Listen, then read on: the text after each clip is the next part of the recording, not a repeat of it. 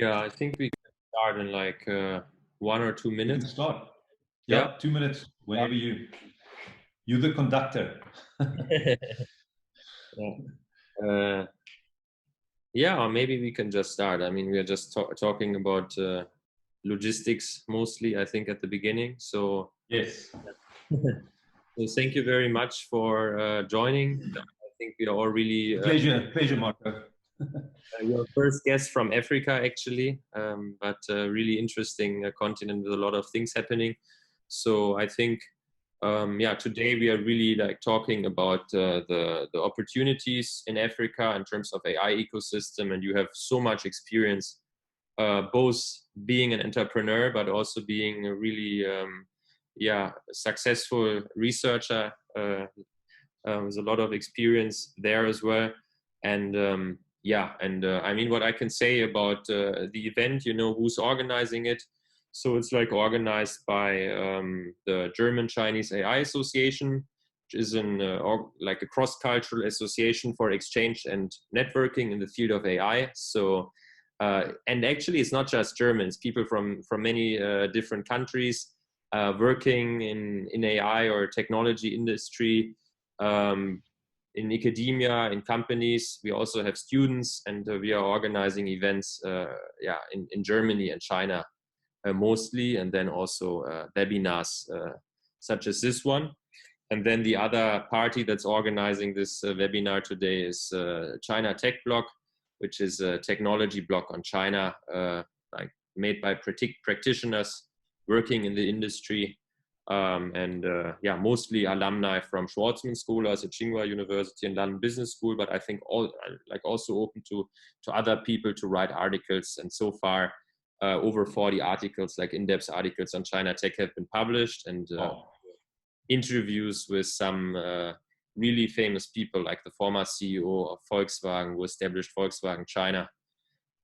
Yeah, so yeah, I already talked about what we discussed today. So I think we're going to really talk about your life, you know, your experience, your company, like what you're currently building in the field of AI.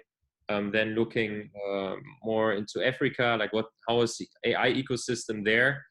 And then at the end, I mean, it's a German Chinese AI Association, China Tech Blog. We also going to talk about China and the relationship between China and Africa and pushing this industry forward. So yeah, I think also, yeah, one last thing, of course, I really want to thank Stephanie, who's a member of GCAAI in Beijing, for like setting up and putting us in touch.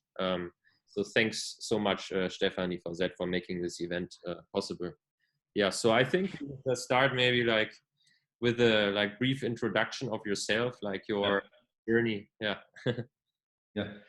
Marcus, thank you very much. Thanks for the opportunity. It's a pleasure to participate in this webinar. We had a really intriguing discussion the first time we met, and we also talked a little bit about my history and things that we've done and things that happened and so forth. Yeah, it's been an interesting journey. So my whole career has been based on AI. I've been, as you know, I did my PhD in artificial intelligence. Actually, my honors and masters and everything led to this as well. And initially, it was more kind of computer science and math, and I was kind of intrigued by that. But I just realized, wow, this is incredible application power of machine learning and AI. And I just discovered all these applications. So even when I was still at university, I was collaborating. I was in the Department of Computer Science, but I was collaborating also with chemical engineering, electronic engineering, applied mathematics, the business school. And I just realized there's so many applications. And there was even also a collaboration with the Department of Psychiatry. And we actually co-authored a book. I co-authored a book with Professor Dan Stein, and he's like a world expert in, well, brain disorders and obsessive compulsive disorder. And this book was called Neural Networks and Psychopathology. And it was fascinating. It was so interesting to see that you can actually apply it even in that space to understand the brain better. And and also disorders and diseases and so forth. And it almost like laid the foundation for me, where I realized, wow, I need to make a choice here. It's like anything in life. Either I'm going to stay with academia and I'm going to do state-of-the-art machine learning, AI research, and looking at applications. And my PhD was also in recurrent neural nets and training dynamics and complexity of that. And I saw so much opportunities as well. But I just realized there's so much to do on the application side that I founded my first companies. And that was kind of the start into the entrepreneurial business space, where we just started applying it. And what was fascinating at that time, South Africa has got a very strong minerals, metals mining industry. So we started applying this kind of AI technology to do process optimization, process performance enhancement, and also equipment monitoring, predictive maintenance, those kind of solutions.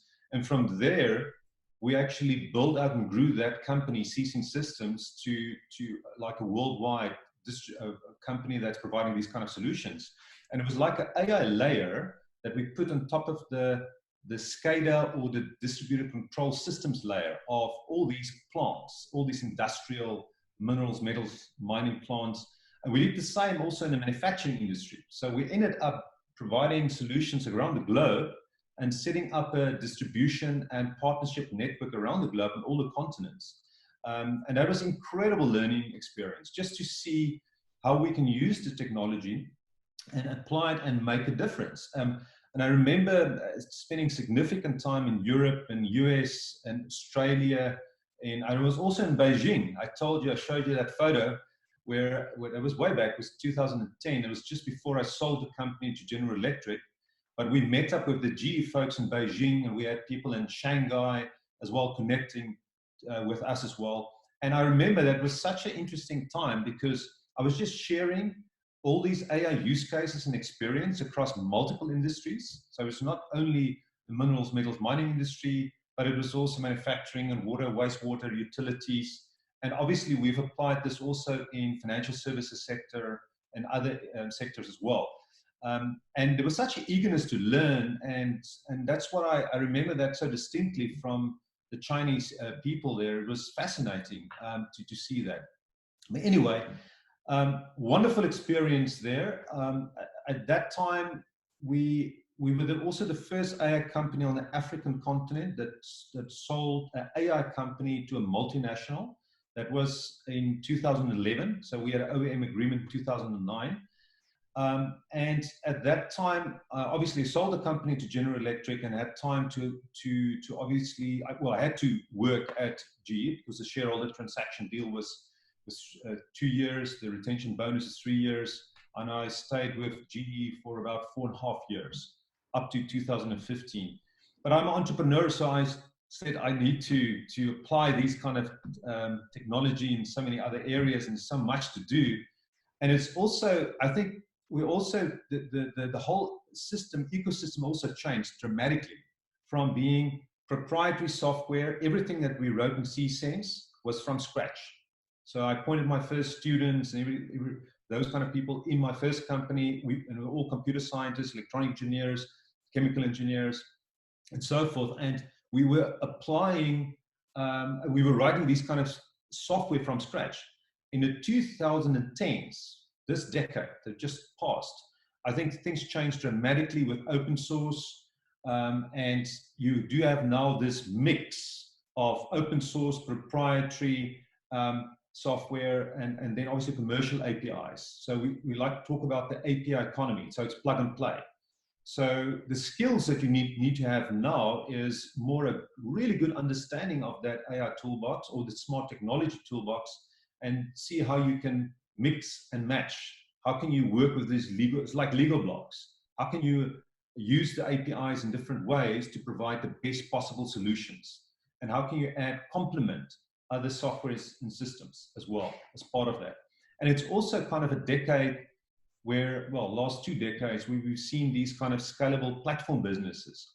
So the opportunities move from traditional products that's proprietary, that you just sell via distribution networks, to a different type of economy where you actually see platform businesses, the Googles, the Airbnb. I've got all these kind of companies that's coming to the fore. And obviously we saw that in China as well.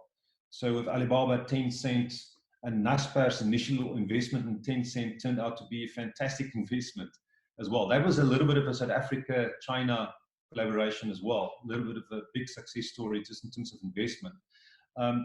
But it's been an incredible journey up to that point. And then I had time to think about the future, and my massive transformative purpose is how to shape a better future in the smart technology era. And how can we use AI and smart technologies to actually help transform businesses and help transform society for the better? How can we create that better society and better systems and better economics for everyone? And we'll love to see that everyone benefit from that.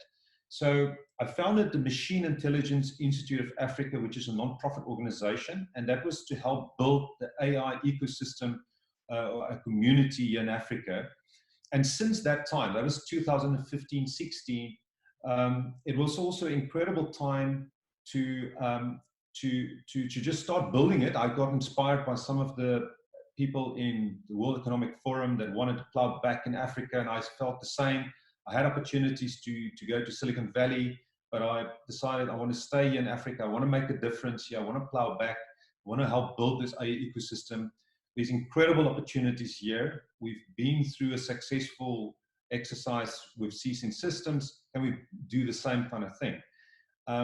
And just before I started Cortex Logic and the Cortex group, it's just kind of in between GE and Cortex, I joined a very smart, it's a very nice tech startup called Jumo, and they were initially a bank, but they were transforming themselves into a fintech where they were trying to address financial inclusion.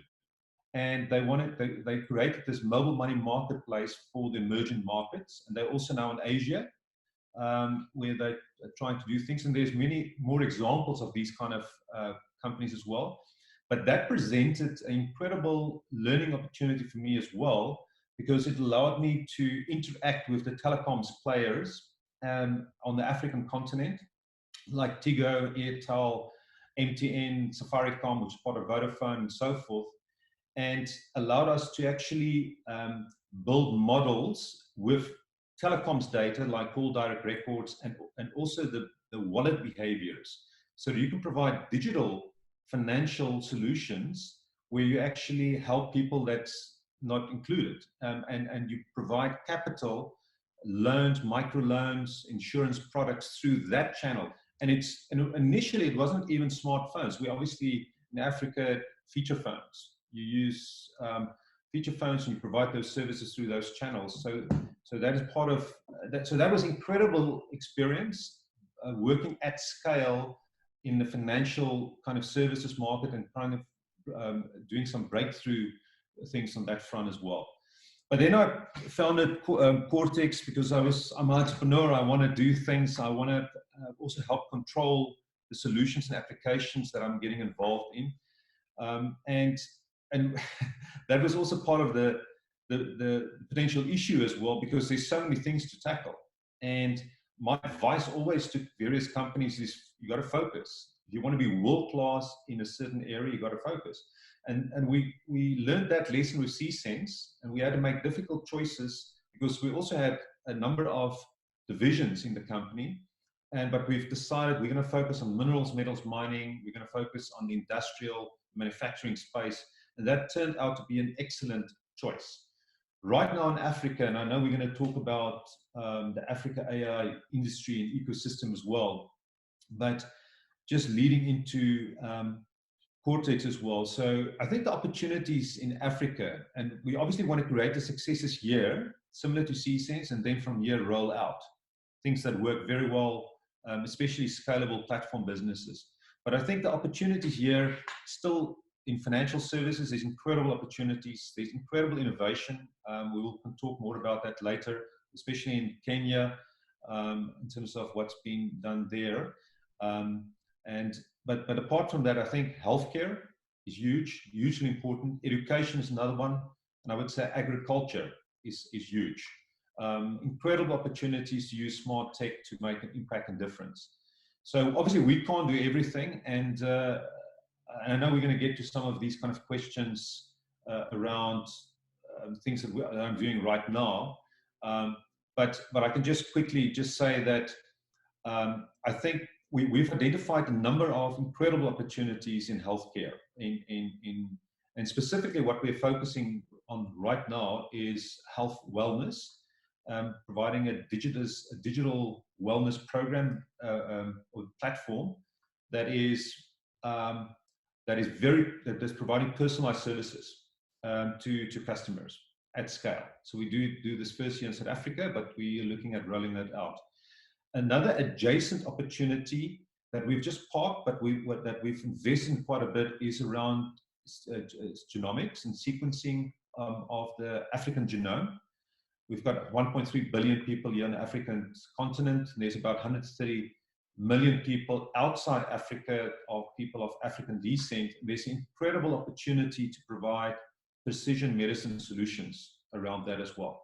And there's also interesting collaboration with China on that front. So we've been interacting with the Beijing Genome Institute, with BGI, with their sequencing machines and so forth. So I think there's opportunity for them to actually to collaborate there. And they've been quite active working with the South African Medical Research Council and all sorts of things. So I think there's all sorts of discussions going on. So there's potential there. And then there's also obviously potential on the telecom side. I know Huawei has made significant investments here in Africa. They were also last year at the MIIA Africa Expo. So there was Chinese representatives there as well. And I think there's quite a bit of potential on that front. But we're going to again dig into that as well. So yeah, so any questions before I continue? Because I can continue probably for the rest of the hour. Yeah, I think that was going to give you time to ask questions. That was a great introduction, and I think I think maybe about your journey at CORTEX a little bit. Yes. So yes, So what were like biggest challenges like founding a company? For you, I mean, it's also not that easy to attract the talent, to get the capital, and there's so many different challenges. So how has that? For sure.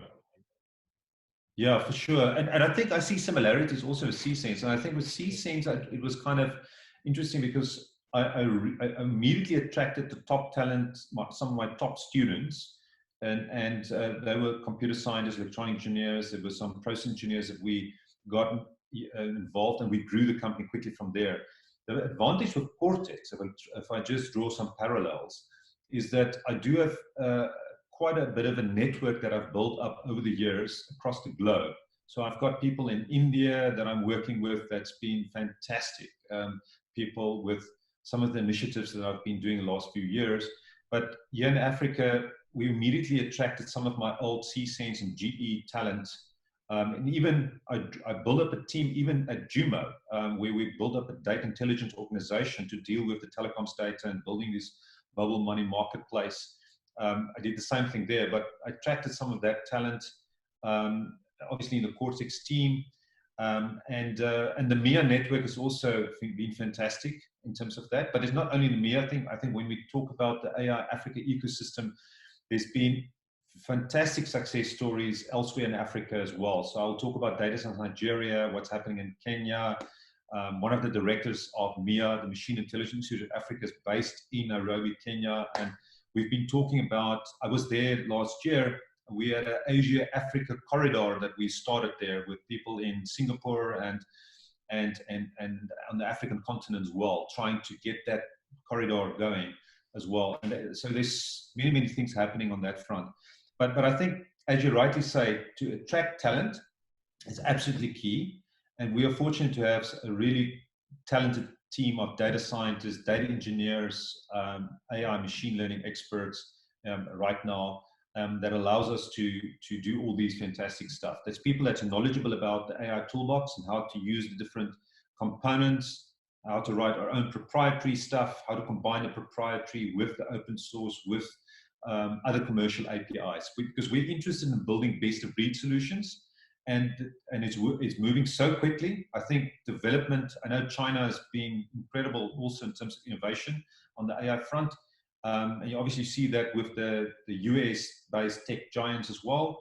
And it's a matter of really keeping in touch with what's available, and then how can we apply those things to provide solutions. So you've got to be super agile and fast moving. So in terms of challenges, it's really, we didn't find it a big challenge to attract talent, but then it's a matter of making sure that everybody's on board how to use the AI toolbox and so forth. I would say the biggest challenge is initially, and the mistakes that we've also made, even after all these years and experience, there's so many opportunities, and if you don't focus, that's going to bite you. So that's one big lesson as well. We've tried, especially last year, to do so many things, too many things, and we've got a lot of people in to run certain businesses and stuff, but it's important to create critical mass and make sure there's a success, get the flywheel, and then you go. And then you can decide if you build another one like that. And that's exactly what we're doing now. So we are laser focused on very specific things. There are world-class, we're very excited about this state-of-the-art Forex and trading type of solution, financial services we've created using state-of-the-art, not only AI, but also math and physics. And it's kind of a very unique solution. We're very excited about that and the results that we've achieved. The other big one for us is around healthcare, and not just genomics. We'll do that later. That's an example of where we park things, but we've zoomed in on health wellness. We're thinking about things like diet, nutrition, chronic lifestyle diseases, which is really a massive problem here in Africa and also South Africa, and I think in the US and other places as well, where you see diabetes, you see high blood pressure, hypercholesterolemia, all these kind of diseases, which is costing the country and Africa and the world so much. So there's almost like this joke cartoon where they talk about two tellers, and there was one massive queue here on this side, and there was two queues, and there was one here that was empty. And this one was just people asking for pills, pharmaceutical answers to their problems. And the other one was just diet and nutrition. And that was like nobody's standing there. Nobody's in that queue. So if you can use AI, creating intelligent virtual assistants, providing personalized health wellness solutions, encouraging, nudging people, driving people towards being healthier. And it's not only health wellness, it's obviously mental health wellness, especially now with COVID-19. I think there's a lot of challenges, people struggling to just adapt quick enough and understand what's going on. There's a lot of assistance needed. So that's really a big area. And then there's areas around telemedicine, financial wellness, all of those kind of things as well. So I would say there's lots of challenges there. A lot of our successes, if I think about what we've done, if I look at the applications out there on a broad scale, there's these customer-facing businesses, and then there's the industrial space. Obviously, I do have significant experience in the industrial space, and there it's just about the business value drivers. There is throughput, yield. I want an uptime for my equipment, so predictive maintenance. And if you just say 5% or 10% improvement in quality, yield, throughput, that translates to millions of dollars to the business straight away. So it's hugely impactful type of business that you can do, or solutions that you can provide for those sectors as well. And we've been fortunate, so we've been working with some of them. One of our customers, we've got a number of blue chip customers in CORTEX, and is one of the world's biggest diamond producers, and we've been doing not only predictive maintenance for their marine but also division, but also things like demand forecasting and so forth as well, especially in times like this. But then quite a bit of focus, if you think about the customer facing businesses, and you can look at financial services, retail, insurance, healthcare. Well, there's a bunch of things there where you can provide AI solutions that's providing personalized service delivery, right product at the right time, and giving those offerings. If you think about what's happening with YouTube and and all these kind of services that you also see in China, where you can see these personalized recommendations. These systems know your needs and requirements and can be proactive. So there's incredible opportunities on that front. And an intelligent virtual assistant, if you do it right, and the technology is there, you can provide, it's like a sensor on people, because you can now in real time get what is the requirement, what's the needs of people, and then you can use that information with all the other data that you have and provide an integrated solution, real-time solution to customers as well. So there's a huge opportunity. So we are currently zooming in on that. There's obviously applications on retail. There's things like in the banking sector, you can provide personalized home loans. If you do that right, well, that's huge business for banks. If you can just get more people, it's like in South Africa, it's like billions of rands, the opportunity just around that. But if you think about retail, it's just the right product, the right price, at the right time. So we've been doing those kind of things as well. If you think about healthcare, things like we've done is, for instance, hospital benefit management, where you determine the risk of people going into hospital. You're predicting length of stay, the cost, and if there's fraud, waste, and abuse, those type of things as well. So there's many things there, which is interesting. Anyway, yeah. So No, I probably covered a bit more there. Yeah. I think, I mean, I also worked in an AI company and I've seen it a little bit. I think, like, I feel like sometimes like companies, big corporations, they like to have it in-house, you know, the AI developers, because it might be really the key differentiating factor in the future. So I'm wondering, like, how are you able to convince these customers to maybe also to some extent they become dependent on you? And what kind of target customers are you looking for? Is it international corporations in South Africa? Is it large companies, small companies? So how do you? Yeah, absolutely, Marco. So currently, we're obviously moving more to a kind of a platform business drive and play. But in terms of what we've currently done so far, it was blue chip companies. And what we do is we sit with the executive management of the companies and we brainstorm what is the most impactful quick win solutions that we can provide.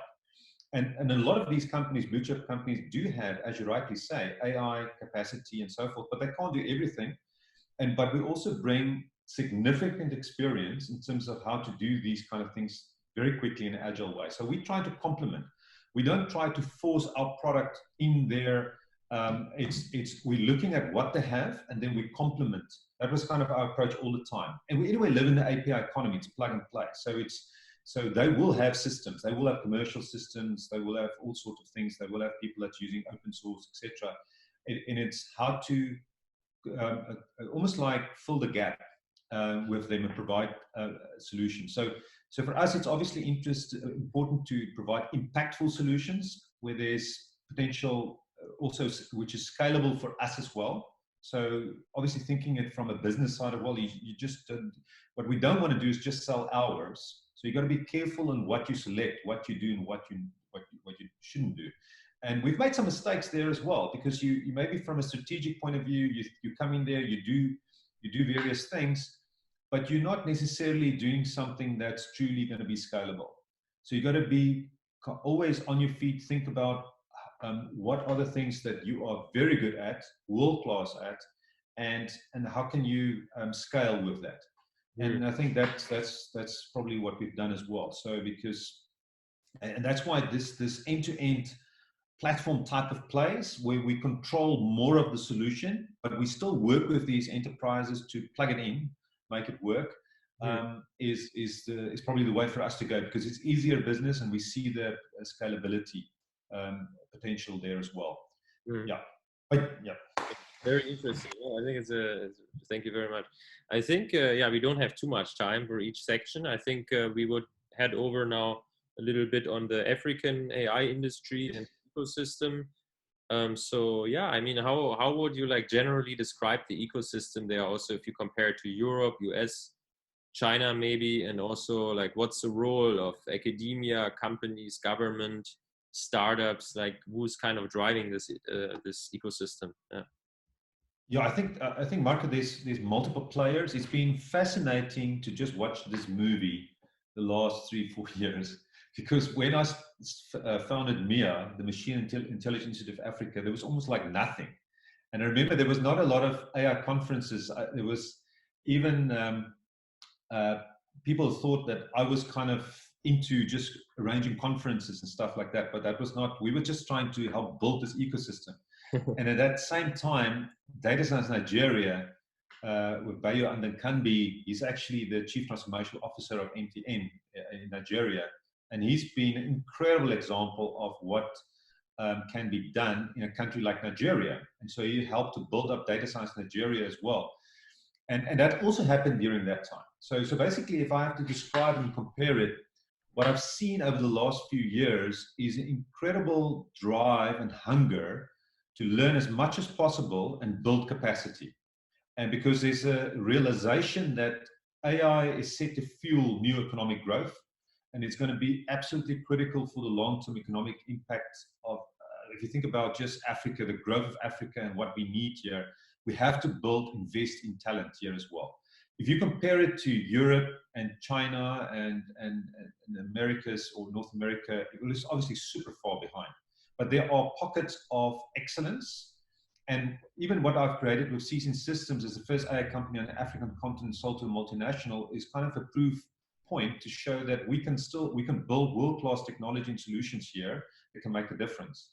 But since us, there's been many other examples of where there's leapfrogging. In Kenya, for instance, especially around mobile money, and I think I can sense there's quite a bit of learning, sharing of learnings between Asia and also Southeast Asia and Africa in terms of that, what can work, what not. But there's also, Google has been great with the Google Deep Mind, not Deep Mind, but with the in Davos that they've started here in Africa. There's Zindi that's been like the Kaggle. I don't know if you know Kaggle platform where you do data science competitions. Now Zindi is the African version of that, and there's more than 15,000 data scientists already participating on that platform as well. So those are things that didn't happen 2 years ago. It was just incredible, the growth here. So it's like on an exponential curve, a lot of the things that's happening here. So and there's a lot more conferences. We're busy also with Cirrus here, MIIA. I'm also involved in that. We'll be building some of the compute infrastructure for state-of-the-art AI research across multiple disciplines. And those kind of things are very important, because if you think about what we're lacking infrastructure-wise, we don't have that. And if you think about AI machine learning, to deal with the amount of data, you need compute. So that's why it's important to interact with the hardware players, cloud players, and that's obviously where there's opportunity for across the globe, China, US, Europe, companies to participate and help. So I think from an African perspective, we are quite eager to move quickly forward. And obviously, we realize that there's also probably agendas behind people's motives in terms of how to do things, but we also realize that we can't wait here. We don't want Africa to be left behind. And that's a real danger. So that's why it's such an important for us to put real effort into this and work together. We don't want company or organizations within the ecosystem to play politics and exclude one another and so forth.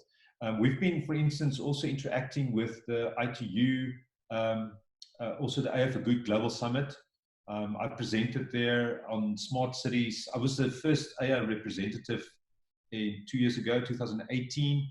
Then we had some of our folks in MIIA also representing us there, John Kamara, Nick Bradshaw, and this year we also had John Kamara participating there as well, although it was virtual. So we're trying to collaborate, work together. There's a lot of excitement going on, not only Nigeria, Kenya, South Africa, but there's Ghana, there is Mauritius even, there is Tanzania. We've got the Nelson Mandela Institute Technology that's doing awesome work there. We're also a partner of us with MIIA as well. And and we see incredible opportunities. And there's some good success stories of companies coming to the fore as well. There's obviously CORTEX Logic, but there's robotics here in South Africa that's doing AI-driven drone technology for agricultural purposes. There is some other AI companies on the African continent that's also coming to the fore. So this ecosystem is growing. But especially data centers in Nigeria have been fantastic. It would be good maybe if you want to interview Bayo Nkambi, he's another guy as well. But anyway, so it's growing, but we need help. We need any assistance as well. So we are absolutely keen on collaboration. Yeah, collaboration from abroad. But yes, yeah, maybe that's a good way. I think we can head over to the next one. So, so how do you see that right now? Is it like this ecosystem kind of standalone, or what's the role of different countries in Africa? Is there also maybe some government incentives by foreign governments helping Africa to build this ecosystem, or maybe collaborating work between research institutions in Africa and Europe? So yeah, we're currently participating just from a European perspective. So there's some European grants that we are participating in. So and it's actually in Germany, Aachen University, but there's a bunch of universities involved there, and we call it Quality AI, and talk about AI innovation and the fusion of AI in Africa. And we're busy with some papers around that as well, and applying for more grant funding in terms of that. But I know that, for instance, the African government and some other governments in Africa, there's really some good collaboration with Europe as well on multiple fronts. I've been participating in a number of these sessions and doing some presentations and stuff like that as well. Next week, we actually have an AI dialogue here for South Africa, where I'll also be participating and talking about how we can use AI, not only, well, also for government purposes. How can government benefit from this as well? But it's the broader ecosystem as well. So yeah, I think I know there's been quite a bit of investment and interest from China, from the East, also Japan, and we're obviously keen to see how we can create win-win situations for everyone. I mentioned the genomics. On the genomics side, the Beijing Genomics Institute, there's definitely opportunities there and ongoing discussions. I know Huawei, and there's a few other players that's making inroads here in Africa as well. Yeah, we try to be, I know there's also kind of this tech cold war going on between the US and China as well. I'm sure we're probably going to talk about those kind of things as well, which is actually unfortunate, because I'm thinking about where we want to go as a Homo sapiens, and we want to. There's so many people in poverty and people that's really left behind. We obviously have economic problems as well, with the middle class being eroded in general, if you especially look at on the West, and we need to solve these problems. And it's much better if we really collaborate and work together. So we need really much better leadership. We need wisdom to interact in optimal ways and collaborate in the best possible ways. And there's so much to learn from all the different parties, from the West as well as from China. And I think the growth story of China, I think you had that quote where Jack Ma said, today's Africa is China's 20 years ago. And that's the opportunity. We're sitting here on a gold mine of opportunity. It's a eager market. There's people that want to be included. There's incredible opportunities in agriculture, healthcare, financial services, education. Education is probably one of the biggest things that we need to address here in Africa. So we would love to see collaboration, assistance, and help on that front as well. Yeah, in terms of the Chinese commitment in Africa, I mean, there are a lot of investors, also Chinese investors, investing in African startups, technology companies like Hillhouse, Meituan, IDG, Sequoia Capital China, NetEase, but a lot of others as well. And I mean, Alibaba doing this Netpreneur Prize, I think, for several years. And yeah, also Jack Ma, I mean, met the South African president in Cyril Ramaphosa. Year, yeah, created some great images. So how much is actually happening there? Is it do you feel the commitment of these Chinese investors? Is it really visible? And also, is it just capital, or is it really hands-on as well? And what's the slope? Do you think it will increase in the future with maybe fewer investment opportunities in Europe and US for Chinese companies?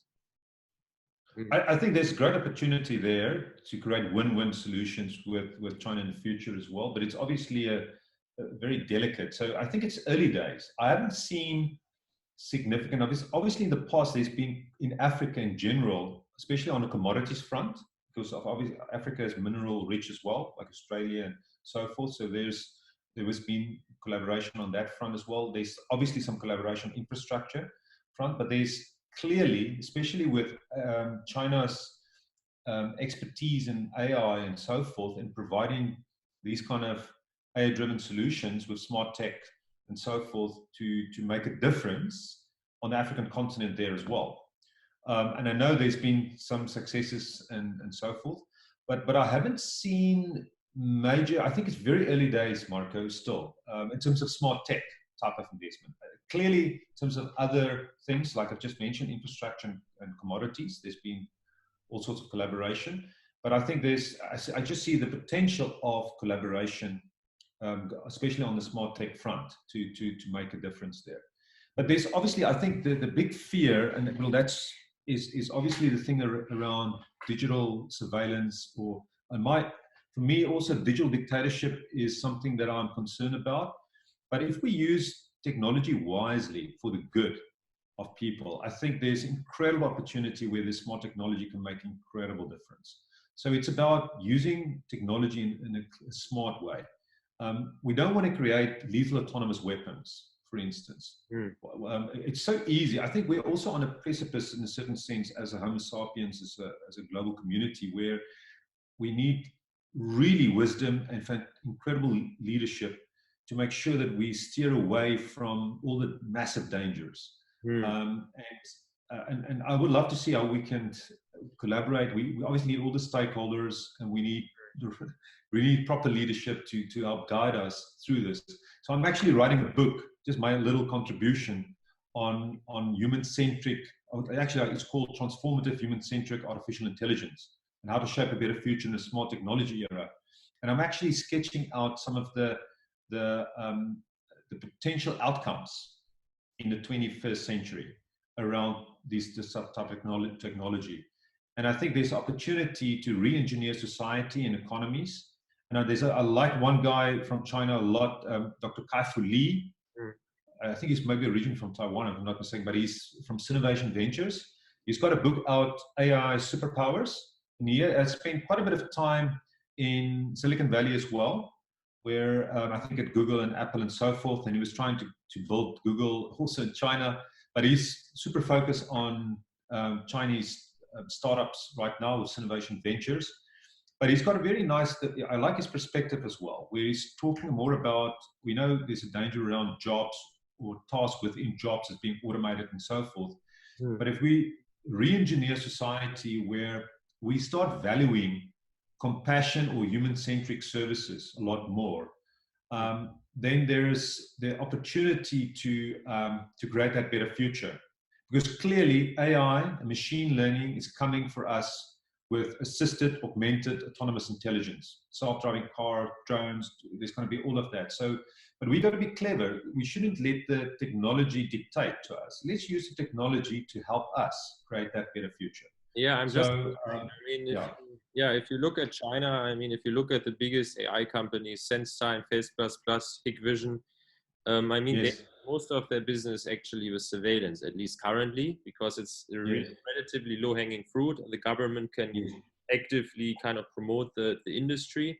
So is that something that's also taking place in Africa, or do you think? Oh, it's very early days. I know I read a story about Zambia also trying to utilize, there's again misuse. They're trying to get this digital surveillance technology, and then they're trying to get, if you're the government in control and you've got digital surveillance technology, they make it very difficult for opposition. So it actually hurts the democratic process in some of the countries. So we've got to be super careful here, because we can create a very dangerous world that we don't want. But I still think we can use this surveillance, this kind of technology in more clever ways. So it's a very delicate balance. We've got to be super careful how we use it. But I think there needs to be respect for privacy and thinking about people as well. What's the kind of world? So we need to just think about the society and world that we want to live in. Do we want to be just manipulated like puppets, or do we want to have the freedom of expression to do the thing? So it's a nice balanced approach that's needed, but we also want to be protected. If you think about pandemic, I think the world's going to think differently about things like with COVID-19 now. It's a interesting time right now, and I think the world's going to be better prepared in the future for this type of pandemics. But I think there's opportunities to collaborate better, to use technology in a smarter way to help protect us from the bad things out there. Because I'm concerned about lethal autonomous weapons and those kind of things as well. How can we protect ourselves against those kind of things as well? So there need to be some sort of surveillance or some sort of smart technology deployed to help society, to protect society as well from all the bad actors and players. So clearly there needs to be something like, but still we need to have a nice balance where we feel, well, people can still live their lives and make choices as well. So it's not easy problems to solve, but those are things that we need to get right. And I think there's lessons to learn from across the globe in terms of getting it right. I think I will ask one last question before we open the discussion, and please send me your questions. So I'm wondering, we know in Europe, like the AI development is maybe not as far as it could be because of a lot of like regulations. So how is that actually in Africa? And how, like you're talking about these ethical concerns, but are they also really written down in the law? No, not yet, but we're learning. We actually talked about, this is something that's very important. As part of doing responsible AI, trustworthy, if you think about anyway systems, say systems that run, you want to make sure it's robust. It doesn't fall over. If it falls over, how do you handle it gracefully? So that is more kind of for systems that's autonomous and that's just doing things. But I think if you think about systems that interact with people, you don't want discrimination against people. As far as possible, you don't want that. So ethical behavior is incredibly important. So what we are talking about, what we're advocating, so we're trying to lead, and from our perspective, when we implement solutions, we're thinking about robustness, we're thinking about ethics, we're thinking about data privacy. We want to make sure that we don't fall in the same trap as with Facebook, where just data went rogue, where people misuse data. We see this all the time. You see fake news, all these kind of things. So we are in this problematic world of social media where things can go awry very quickly. And so it just shows the danger. It's almost like we like kids in a candy store, but we play with this dangerous technology that's affecting us, and we don't have the wisdom to apply it in a proper way. But here in Africa, we're trying to be agile, learn quickly, try and implement those kind of things straight away off the bat. All the information is available around these kind of things. Clearly, it's not in law and regulation yet, but I'm sure it will come. But we're trying to be responsible citizens and organizations and applying this in the right way. So we're very aware of GDPR and all. In South Africa, we've got the MIIA, they talk it POPI or MIIA Act, which is also about data privacy and so forth. So, and it's coming into play. But anyway, yeah, I know it's a lot to discuss on that front as well. Yeah, but I think I'm really glad. Like we went over a lot of like parts. I mean, over your career, over your company, the African AI ecosystem, as well as China a little bit. I would just share our contact information, before we forget it, that the audience can add us. So I would leave that a little bit in the screen. Let me see how to do that. 1 second. Oh, I just see a comment here from Nick Bradshaw. He mentioned Expo Africa as well. So there's a link in the chat as well. Oh, that's good. Great. Yeah. There are people who connect with me as well. Can you see the, I think it's not the full screen mode somehow. Here. No, I can see it. Yeah. It's fine. Yes. Yeah. These are just our WeChat contact codes. And also if you want to become part of the GCAAI group, then I can add you. Yes. So just let me know. So I think I will just leave that a little bit. I think in terms of question, just 1 second. We received several questions already. So I think in the meantime, I can, we can go through them. Just 1 second.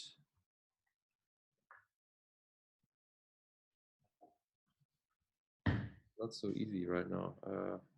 Chat, yeah.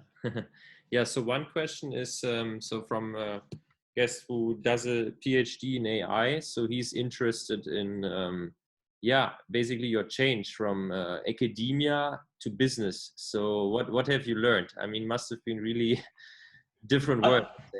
Yeah, and it's a different world, but I've still stayed up to date with some of the state of the art in AI, and I'm very keen to help.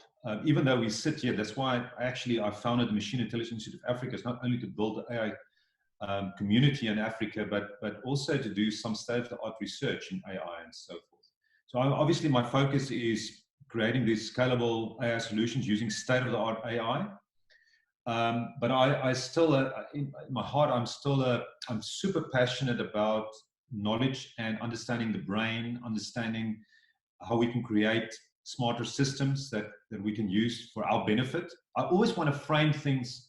We want to make sure that whatever we develop here, we've got to be super careful on the academia front as well. But to make sure that we apply it in a proper way. So I think there's challenges on all fronts, but I've got a hunger for knowledge. So I'm reading papers, I'm following although I haven't published a lot. So I have a chapter in the book that will be talking about state of the art AI and where I think things are going. And there's some great thought leaders and different perspectives. And I'll just provide some of my inputs there as well on that front. But it was not an easy decision to go, but if you just think you can make a bigger difference and impact if you apply these kind of smart technologies in the right way. And I'm glad I made that decision because I've learned so much and I've met so many people.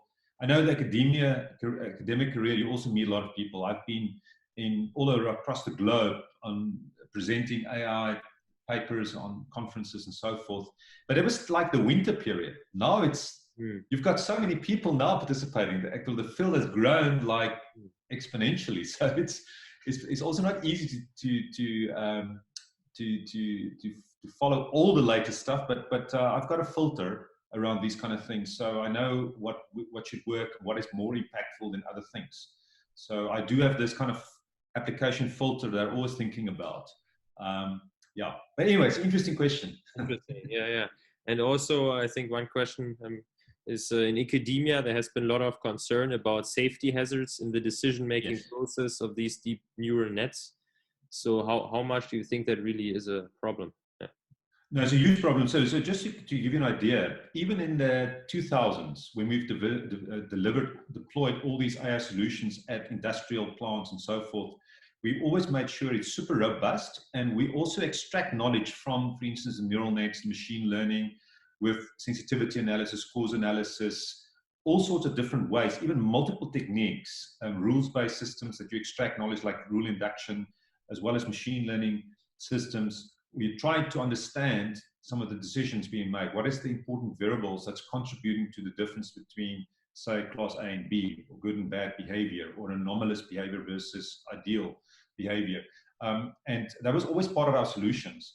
So I think explainability is a very important area of research. If you think about what happened with the Boeing 737 MAX, for instance, and we've got just sensors that fail, misinterpretation of that. If I think about the systems that we've implemented in industrial space, we always make sure there's backups. There's even software sensors that's modeling the hardware sensors and can pick up if there's drift or issues with that sensor. And you need to have warnings and all sorts of things. So that's part of robust systems, safety. So I think it's super important that whole area around that. If we want to make sure that we implement responsible, robust AI solutions. Mm. Yeah, I think yeah, Ludovic has a like related question to that. I think it's public. Yeah, so when you look at, I think with filters, he means like ethical filters, I guess. Like Yes. yeah.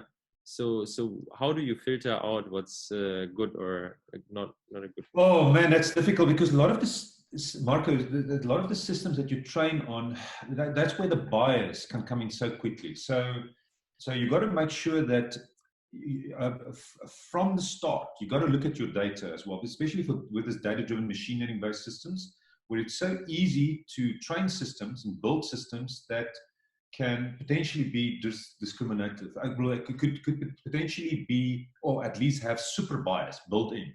So it's very important that you look at the distributions of the various things that you want to, for instance, classify and so forth, and make sure you handle that in the right way. So those kind of filters are very important. And for me, just part of the things that you just need to do. And I think, you know what? It's almost like we've been almost like a bit immature over the last few years. And it was early days for us humans, still playing with this technology. So we've made a lot of mistakes. But I think going forward, I'm sure there's going to be more wisdom and apply to these kind of things where this will just be checks and balances that you put into the system, making sure, are you doing this? Or do you have the ethics filters, the robust filters, the safety, the trustworthy AI, all of those kind of things. And yeah, so I'm sure, I'm confident that we will be better at this. That's where regulation also comes in, I think. Yeah, help. Right. One day, yeah. Not easy to figure out when the technology is not really there yet. Yeah. Yes. I think, yeah, I think maybe we can just finish. Like you can ask, maybe you can do one or two more questions. I think one here, which is really interesting, is also, I mean, we talked now about different areas of potential applications of AI in Africa, but what do you really see so far? What kind of innovation did you see that really impacted the life of many people in Africa? I would say the one big one, clearly, financial inclusion. I think there's massive goals around financial inclusion where they're talking about, even I think I've got it here, where they say the next 100 million Africans can be financially included within the next decade. So how can we do that? And we can use with, especially, there's so many people using smartphones and phones and so forth, and they are being connected to the internet, even though it's maybe not that fast and all of it, but that would change as well. So I think there's a huge opportunity there. And there's also via smart technologies, I think, on the educational front. And I would say healthcare. So those finance, education, healthcare, and obviously we need to do things in agriculture here. But those things are, for me, priority. And we've seen successes with mobile money in Africa already, which is kind of world beating. The stuff what they did in Kenya, Safaricom around this as well is magnificent. So that's a beautiful example. But there's a lot more of that. We've got lots of constraints here in Africa, but we still have the opportunities to use smart technology in clever ways to actually come up with solutions that solve African problems. But that solutions could potentially be rolled out internationally as well, because it could potentially be a game changer as well, because it's addressing very specific things within constraints and potential problems here. But I think there's always potential to roll that out internationally as well. So I think, yeah. Anyway, so that's that in a nutshell. Yes. Yeah, I think we would be already at the end. It's 9 p.m. or which is 3 p.m. for you. Yes. So yeah, I just want to really thank you for your time. I know it's Sunday. I know you have a lot to do, and we can all stay fascinating and build this ecosystem between China and Africa. Yeah, thank you so much. It was really interesting. Thank Marco. Thank everyone, and it was a great opportunity. And have a great day further, evening to you. Bye bye. Thank you. Bye bye.